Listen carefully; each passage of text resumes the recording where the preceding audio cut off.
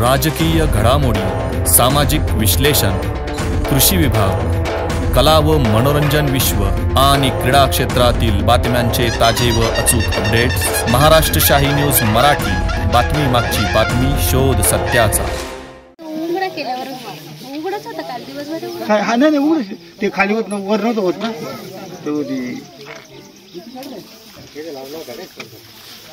इथे लावला होता. आणि आता हे तो पिंजरा काय करायचं साहेब? ते आम्हाला ठेवायचं का? नाही नाही, मग त्याला दुसरा पिंजरा टाकून देऊन पिंजरा राहू दे इकडे. आज या ठिकाणी मल्हारवाडी चैतन्यपूर ही जी हद्द आहे या ठिकाणी सकाळी 5:30 ते 6च्या दरम्यान वाघ पकडला आहे. त्या अनुषंगाने खऱ्या अर्थाने सर्वप्रथम हा जो वाघांचा उपद्रव या ठिकाणी वाढलेला आहे, म्हणजे मला असं वाटतं कुत्रे कमी आणि वाघ जास्त अशी संख्या, कारण लोकसंख्या ही विरळ आहे. आणि मग लोकसंख्या विरळ असल्यामुळं थोडीशी भीतीचं वातावरण आहे. समजा काही अटॅक झाला, कुठं काही प्रॉब्लेम आला तर आवाज पण जात नाही दुसऱ्या माणसाला. आणि म्हणून त्या अनुषंगाने आम्ही पिंजऱ्यांची मागणी केली होती.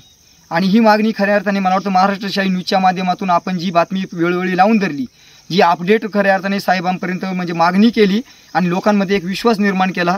आणि ह्या पिंजऱ्यांचा म्हणजे लावलेल्या पिंजऱ्यांमुळे आतापर्यंत 2 वाघ पकडले गेले. आणि सदर भीती जरी कमी झाली असली, मी मागच्या वेळेला सांगितलं आणि आताही सांगतो, अजूनही या ठिकाणी थोडंसं 1-2 वाघांचं वास्तव्य आहेच. म्हणून लोकांनी थोडी काळजी घेणं गरजेचं आहे. कारण आज पकडलेल्या वाघापेक्षा सदर एक वाघ अजूनही वाघीण असेल कदाचित, पण ती यापेक्षा मोठी आहे. म्हणून लोकांनी जाता येता थोडीशी काळजी घेणं गरजेचं आहे. मागचा वाघ पकडला त्यावेळेस आपण विनंती केली होती की देवीचा कार्यक्रम आहे, 10 दसऱ्यापर्यंत कुठलाही पिंजरा हलवता कामा नये किंवा फार तर जागा शिफ्ट करावी. आणि त्यांनी ती वन विभागाला मी धन्यवाद अशासाठी देतो की आपण जी मागणी केली आतापर्यंत ती त्यांनी मान्य केली. आजही त्यांनी परत पिंजरे शिफ्ट करून अजूनही या ठिकाणी पिंजरे लावण्यात आलेले आहेत.